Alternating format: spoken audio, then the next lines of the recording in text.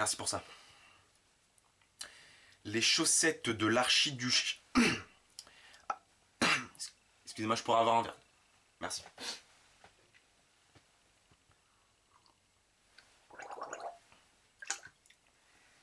Bon, ça va.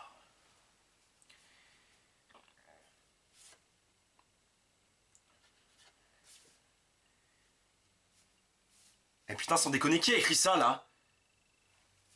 Il croit quoi, qu'on fait un sketch de Patrick Sébastien? C'est sérieux, merde, faut intéresser les gens au minimum. Il a osé la blague raciste. Tu me trouves qui a écrit ça et tu le vires. Ensuite tu vas sur le parking et tu fous le feu à sa caisse avant qu'il ait le temps de se tirer. Puis ensuite t'appelles sa femme et tu lui dis que t'es sa maîtresse ou qu'il a violé un de tes gosses. Tu te démerdes. Plus jamais ce mec trouvera de boulot. Faut tout le temps tout faire soi-même. Faut de s'entourer de gens incompétents. Il va falloir improviser. Ça va, le maquillage. 3, 2, 1. Les chaussettes de l'archiduchesse sont-elles sèches, archi-sèches? Bonjour à tous et bienvenue dans cette édition 2015 des Dex du cinéma.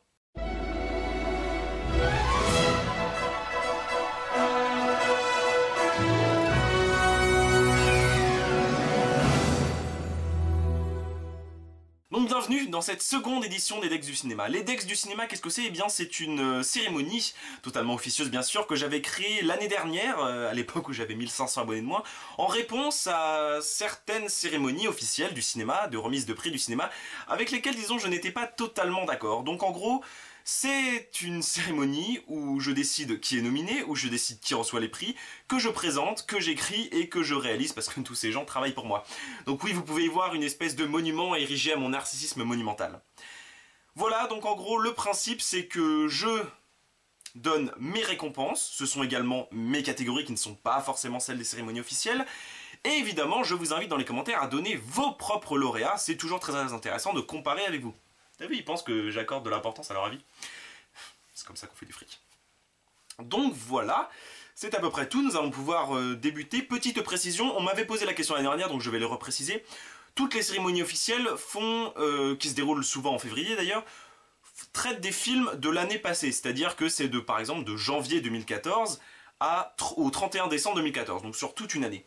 Moi je ne fais pas ça, pourquoi? Parce que les films qui sont récompensés aux Oscars, eh bien ne sortent pas en France avant mars, ou en tout cas dans la période qui se situe entre janvier et mars. Donc du coup, ma cérémonie traite des films qui sont sortis entre mars et mars, entre le 1er mars et le 1er mars, donc ce qui inclut tous les films récompensés aux Oscars qui sont sortis en 2015 en France. Voilà, petite précision, histoire que vous ne soyez pas trop perdus. C'est un choix purement arbitraire et purement personnel parce que ça me ferait vraiment chier d'avoir un an de retard sur toutes les cérémonies officielles. Voilà, petite introduction terminée, passons directement aux récompenses. Et nous commençons tout de suite en récompensant le meilleur film d'animation de l'année.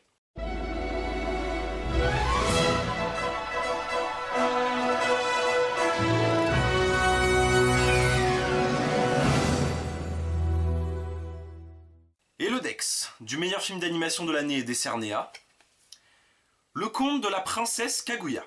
Ce n'est pas nécessairement le film d'animation qui m'a le plus fait kiffer cette année, mais La Princesse Kaguya est objectivement un excellent film. J'ai même tendance à dire que objectivement c'est un chef-d'œuvre.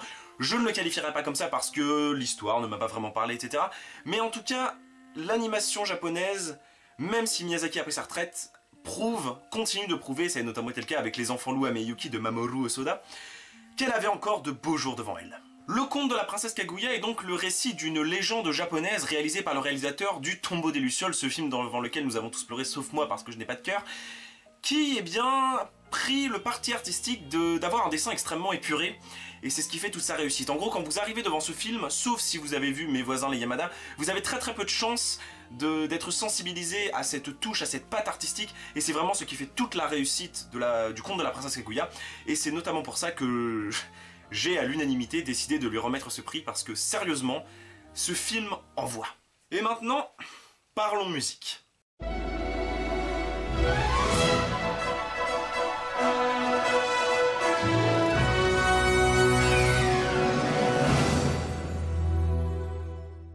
Et que nous soyons bien d'accord, qu'est-ce qu'une bonne musique de film? Une bonne musique de film, ce n'est pas la belle musique qui va bien avec le film. Non, ce n'est pas ça. Une bonne musique de film, c'est une musique qui arrive à cristalliser l'ambiance du long métrage sur une partition.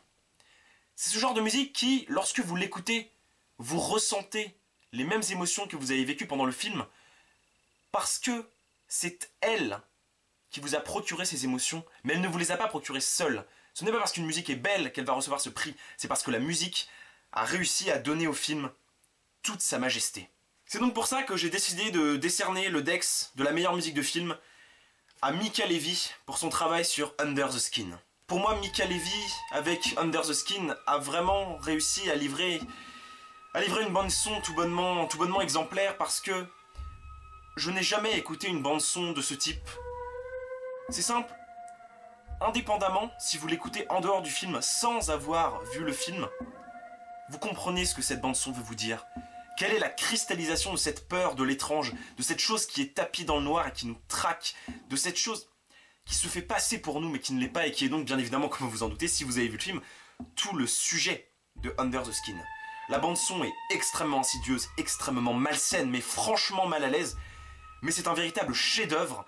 Je vous invite vraiment à l'écouter, parce que je sais que vous étiez tous là en train de vous pignoler sur la musique d'Interstellar, mais la musique d'Interstellar, au fond, instrumentalement, est assez basique, alors que celle de Mica Levi, bah, ça fait presque peur, quoi. Vous écoutez la musique, vous avez limite peur qu'il y ait un alien déguisé en humain qui vous attende derrière votre porte de chambre.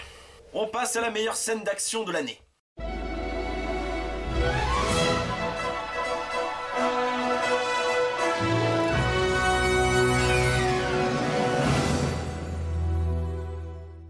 Et quand je dis meilleure scène d'action, je ne veux pas dire meilleure scène qui comporte de l'action. En gros, c'est à peu près mon équivalent de l'Oscar des meilleurs effets spéciaux. En gros, c'est un film qui a de putains d'effets spéciaux et qui a réussi à cristalliser tout le grandiose, tous les pics qu'il avait en une seule scène. Et c'est donc tout logiquement que j'ai décidé d'attribuer ce Dex du cinéma au film...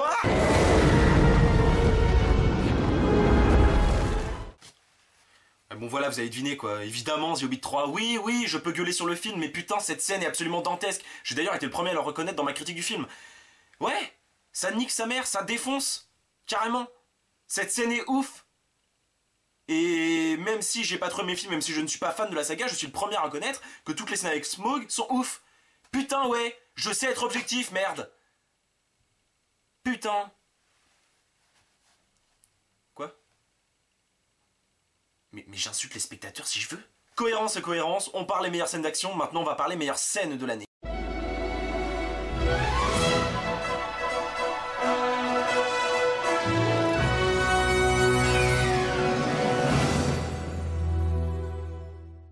Et vous savez quoi, entre nous, c'est pas une récompense qui est facile à attribuer, parce que si vous y réfléchissez 2 secondes, est-ce que vous arrivez vraiment à penser à une scène qui vous a particulièrement marqué cette année? Alors, lorsque j'ai dressé les nominés, qu'on ne se tape pas parce que sinon la vidéo ferait 4 heures, et que vous n'avez pas envie que ce soit aussi chiant que les Césars comme ça l'était cette année, non, plus sérieusement, c'est vraiment dur d'attribuer la meilleure scène de l'année, non pas parce qu'il y en a trop, mais parce qu'il y en a pas assez. Pour tout vous dire, je n'avais que 2 scènes qui me venaient à l'esprit, et bah j'ai décidé de récompenser Under the Skin pour la scène du bassin. Et ce qui est assez amusant, c'est que c'est exactement pour les mêmes raisons que j'ai récompensé Mica Levi il y a quelques récompenses pour sa musique. Parce que cette scène, c'est le chef-d'œuvre dans le chef-d'œuvre.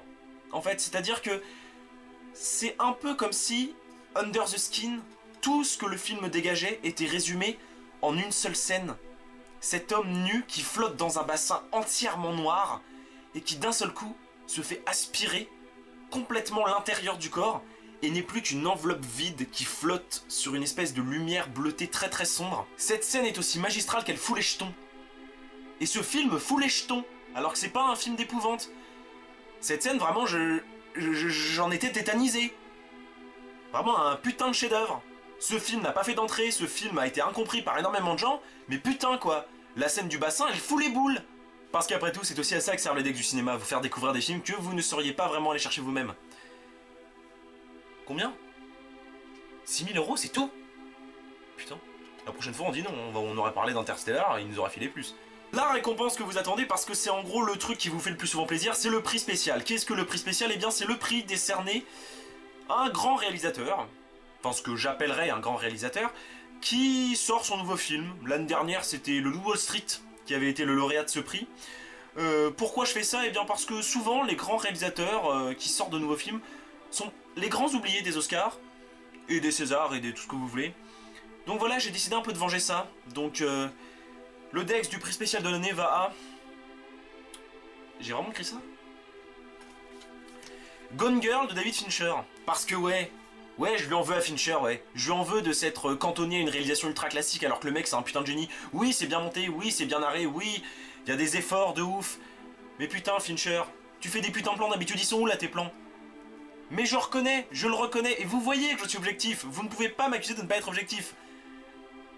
Oui, j'ai aimé Gone Girl, et Gone Girl mérite ce prix. Voilà, vous êtes content? Quand je disais vous êtes content, c'est une question rhétorique, parce que je sais que là il y en a 20 d'entre vous qui vont m'écrire « Ah non, je suis pas content, mais j'aurais vu tel film, machin. » Laissez-moi tranquille les mecs, je fais ce que je veux, putain. Allez, on commence à rentrer dans les trucs un tout petit peu plus prestigieux, parce que là c'était mes petites catégories à moi, mais là on va commencer à monter de level, on va parler scénario. Le Dex du meilleur scénario, le Dex de la meilleure histoire, le film qui était le plus intelligemment écrit cette année. Et ce n'est pas forcément le même que le meilleur film. Parce que oui, je suis chieur, moi aussi.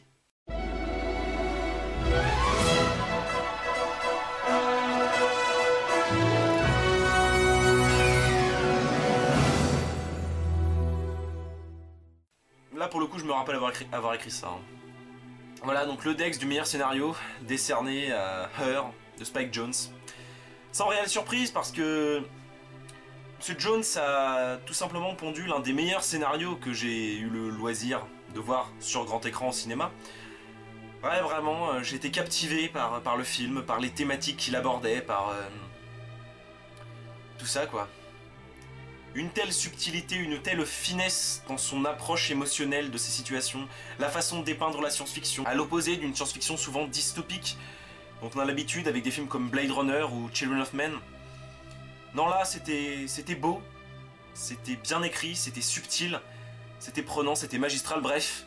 Monsieur Spike Jonze, un Dex du cinéma, ça vous fait plaisir. Je sais que ça n'a pas de légitimité, mais voilà, c'est une façon de vous dire... Je vous aime, Monsieur Spike Jonze, je vous aime de me faire vivre, vous et vos semblables, de me faire vivre des choses comme ça. Je sais que le Dex du cinéma n'est pas une récompense officielle, et même si je fantasme qu'un jour, ça le deviendra. Non mais revenez! Voilà, en tout cas, ça me fait plaisir de vous le décerner. Nous sommes arrivés à la moitié de cette cérémonie, et puisqu'on a besoin d'argent, parce que je roule en Mercedes, et bien voici quelques messages de nos quelques petits sponsors qui nous permettent de vivre notre passion. Ouais, tu croyais quand même pas que c'était moi qui payais mes places. A plus après la pub.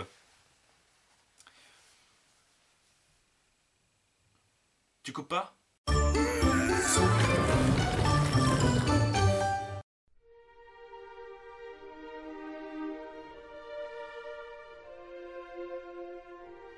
Ne laissez pas les MST vous gâcher la vie.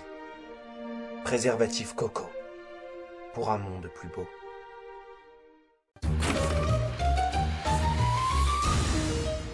Bah ouais, on se fait sponsoriser par des capotes. On fait avec ce qu'on a. Hein. Bon alors là, ça y est, on commence à arriver au truc vraiment chaud, là, vraiment hardcore. On va commencer à récompenser des films spécifiquement, pas des aspects de ces films. On va parler de la meilleure comédie.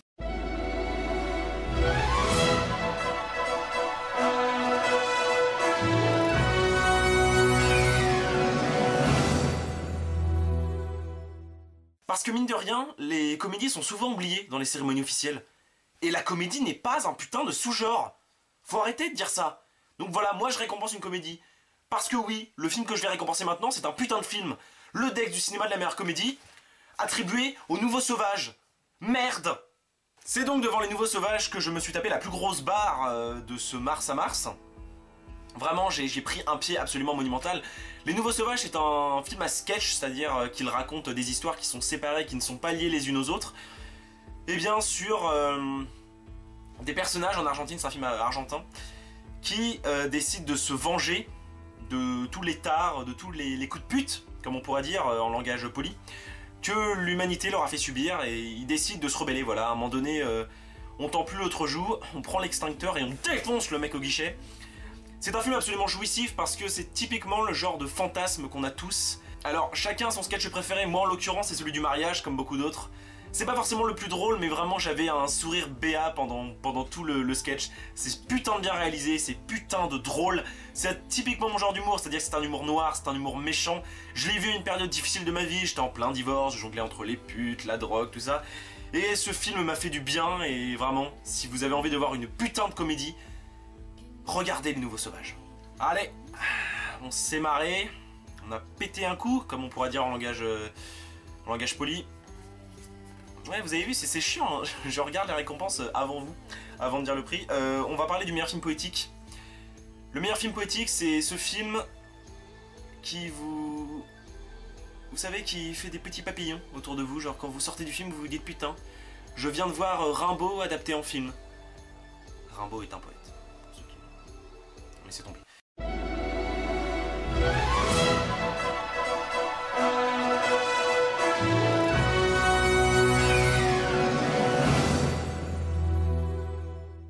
Voilà, le film qui a éveillé en moi la poésie la plus forte, la plus puissante cette année.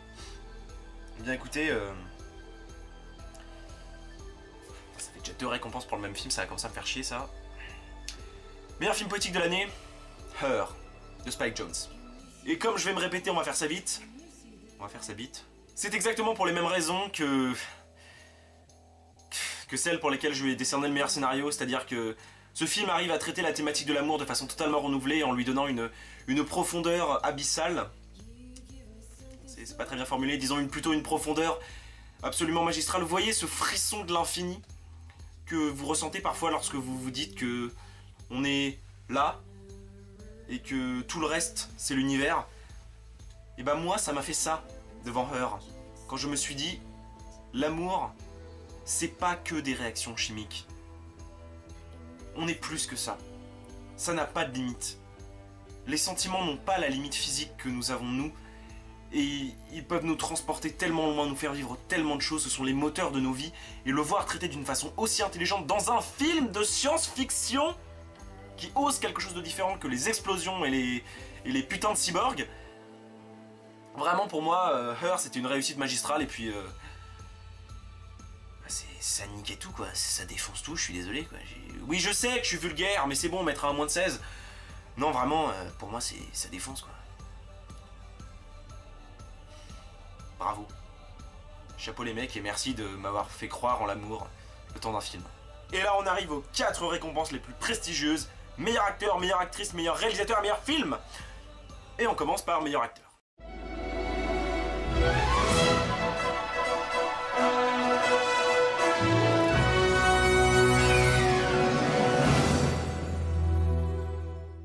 Et le Dex du meilleur acteur de l'année est attribué à... Non mais, je peux pas avoir écrit ça parce qu'après je vais me faire accuser de subjectivité totale et alors que j'essaie de faire croire qu'il y a de l'objectivité dans ce que je dis donc... Ouais, de toute façon ça va, on a plus de choix. Désolé Denis, on coupera ça au montage. Ouais donc meilleur acteur Jake Gyllenhaal dans Night Call. Désolé. Ouais non je m'excuse parce que Jake Gyllenhaal je dis tout le temps que c'est un de mes acteurs préférés et que à chaque fois que je vois un de ses films j'adore parce que c'est un putain d'acteur et parce qu'à chaque fois il joue un personnage différent. C'est magistral. Je suis tombé amoureux métaphoriquement de cet acteur parce qu'il a réussi à me prouver. Bon c'est pas le seul, il y a Kevin Spacey notamment mais celui-ci est plus jeune. Il a réussi à me prouver que il y a des acteurs qui peuvent être la définition du bon acteur, c'est-à-dire celui qui s'efface tellement derrière son rôle qu'on ne le reconnaît plus. Et même si je sais que c'est Jake Gyllenhaal dans ce film, il incarne tellement bien le personnage de Lou que j'en arrive à oublier que c'est lui. Et que j'en arrive à avoir peur d'un acteur que j'aime, d'un acteur qui m'a fasciné dans Donnie Darko, qui m'a fait pleurer dans Brokeback Mountain, qui m'a intrigué dans Enemy, et pour être parvenu à m'avoir fait vivre une autre émotion, encore une fois, parce que t'es putain d'acteur, Index du cinéma, c'est franchement pas cher payé. Ça y est, on passe au glamour. Alors je sais, il n'y a pas beaucoup de robes dans cette émission, vous ne pouvez pas parler des boobs des actrices, parce que le cinéma, c'est pas des boobs. Enfin, je veux dire, le cinéma peut traiter de boobs de façon intéressante, mais voilà, on n'est pas là pour parler de ça, on est là pour parler de la meilleure actrice, et quand on parle meilleure actrice, on parle putain d'actrice, comme l'acteur là, dont je parlais précédemment, Jake, putain d'actrice,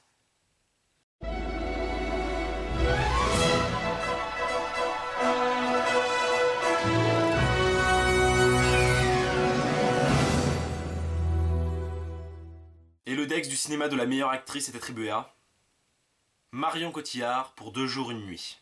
Oui, je vous emmerde, je récompense Marion Cotillard, peu importe ce que vous pensez d'elle dans The Dark Knight Rises, sachant que c'est Christopher Nolan qui a écrit la mort du personnage de cette façon, et quand on joue aussi bien, c'est bien la preuve qu'on sait jouer la mort, et que ce n'est pas de sa faute à elle, mais bien de la faute de Nolan.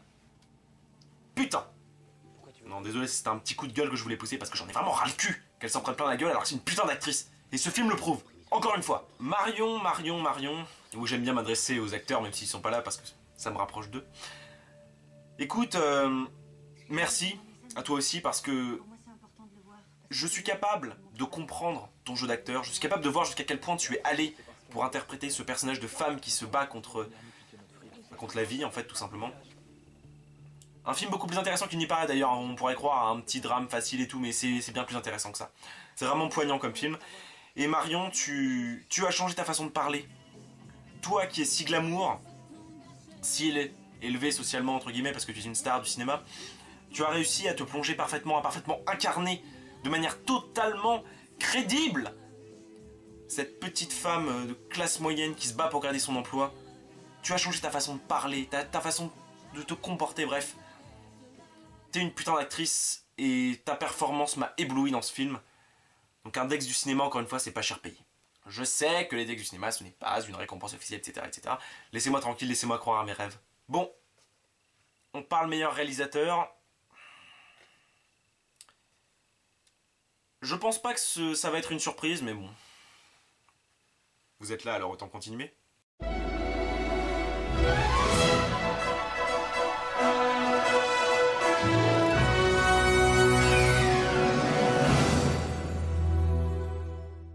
Le Dex du cinéma du meilleur réalisateur est attribué à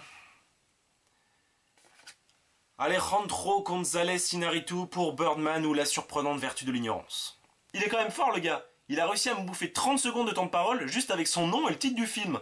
Pour toutes les raisons que j'ai évoquées dans mon actu ciné sur le sujet, je vais répéter ce mot qui en a énervé certains. Iñárritu, tu es un génie avec ce film. Non, plus sérieusement. Merci, je suis fan du plan séquence, je suis fan de cette caméra nonchalante qui filme le chaos, mais c'est de ce chaos que naît la majesté. Merci à toi d'avoir fait ce pari fou.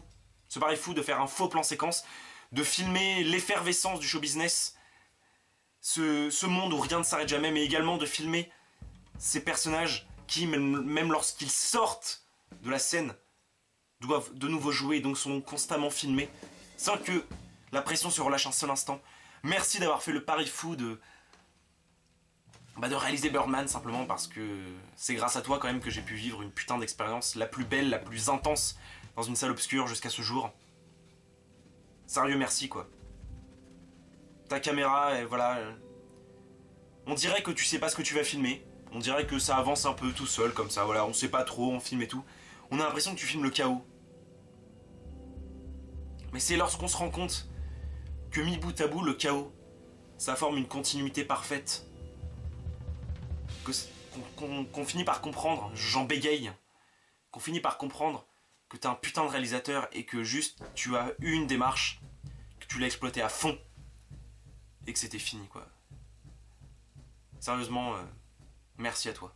Cette cérémonie touche à sa fin avec la dernière récompense la plus prestigieuse, elle se trouve entre mes mains. Le Dex du cinéma du meilleur film de mars à mars.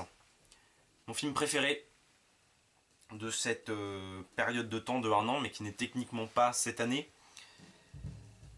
Go.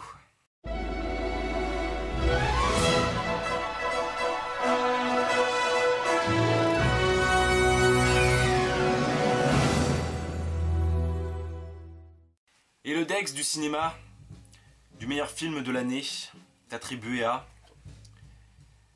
Birdman ou La surprenante vertu de l'ignorance. Franchement, quand je dis que c'est la plus belle expérience que j'ai pu vivre dans une salle obscure, ça témoigne de tout. C'est pour ce genre de film que j'aime le cinéma. Lorsque j'arrive devant un film et que ce film est tellement abouti, tellement travaillé, aussi bien dans son fond que dans sa forme, que dans son jeu d'acteur, que dans son ambiance, que dans son scénar, que... C'est pour ça que je ne voulais pas donner des récompenses, trop de récompenses dispatchées à Birdman. Parce que Birdman, déjà parce que Her le méritait plus, par exemple, meilleur scénario, mais surtout parce que Birdman fonctionne comme un tout. Parce que comme je le disais dans ma vidéo, Birdman, c'est un microcosme, un univers à lui, où la frontière entre réalité et fiction n'existe plus, et où tout devient possible, et où la magie du cinéma s'opère. C'est vraiment pour ce genre de film que j'aime le cinéma, et j'ai pu lire des critiques négatives, souvent infondées d'ailleurs, j'ai pas vraiment compris vos arguments, mais pour moi ce film est parfait. Je n'ai pas peur de le dire. Même cette fin que vous n'avez pas aimée. Voilà ce petit... J'aime être déstabilisé par les films. J'aime qu'ils me fassent vivre des choses. Et peu importe que ce soit bon ou mal. Cette fin m'a interloqué comme vous, mais au fur et à mesure d'y repenser, j'ai fini par me rendre compte de ce qu'elle signifiait. C'est une fin métaphorique. Voilà. Une espèce de happy end fantasmé où le personnage de Regan s'envole vers cette gloire qu'il a toujours désirée. Et c'est assez symptomatique de ce que je ressens vis-à-vis de ce film. Pour moi, vraiment, quand je suis pendant le film, je me suis senti comme Regan, je me suis envolé et je me suis retrouvé dans une frontière entre la réalité et le cinéma et j'étais entre les deux, j'hésitais, voilà, je me suis dit, est-ce que je reste dans ce monde merveilleux qu'est le cinéma ou est-ce que je retourne à la réalité? Les projecteurs et les gens qui me bousculaient pour sortir de la salle ont décidé pour moi. Mais voilà, c'est... Merci Birdman et Index du cinéma. C'est pas cher payé. Je vous remercie à tous d'avoir suivi cette cérémonie et je vous dis à l'année prochaine. Je vous dis à plus pour de prochaines vidéos sur la chaîne. Je vous remercie d'être toujours aussi nombreux. Je vous remercie d'avoir apprécié mon attitude de connard. Là, je suis de plus en plus fatigué, donc ça diminue un peu.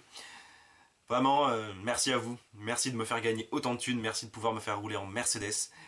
Et surtout, n'hésitez pas, et j'insiste vraiment, à partager votre opinion, qu'on ne lira pas, mais comme ça fera plus de commentaires, et la vidéo sera plus regardée. Merci à tous et passez une bonne nuit.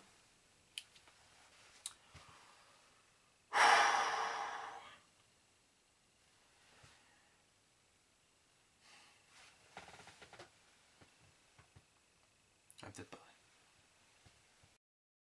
Alors voilà, c'est fini, ça y est, le personnage est parti. Je vous remercie d'avoir regardé cette vidéo, vraiment très très sincèrement.